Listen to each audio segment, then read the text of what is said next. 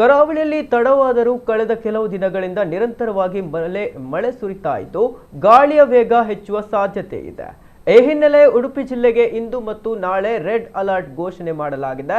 ಜಿಲ್ಲೆಯ ವಿವಿಧೆಡೆಗಳಲ್ಲಿ ಬಿಟ್ಟು ಬಿಟ್ಟು ಮಳೆ ಸುರಿತಾ ಇದೆ.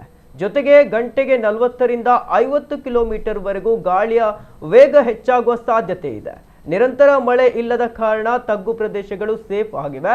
ಆದರೂ ಮುನ್ನೆಚ್ಚರಿಕಾ ಕ್ರಮವಾಗಿ ನದಿ ಪ್ರದೇಶಗಳು ಮತ್ತು ಕಡಲ ತೀರದಲ್ಲಿ ಸಾರ್ವಜನಿಕರು ತೆರಳದಂತೆ ಎಚ್ಚರಿಕೆ ವಹಿಸುವಂತೆ ಸೂಚನೆಯನ್ನ ನೀಡಲಾಗಿದೆ.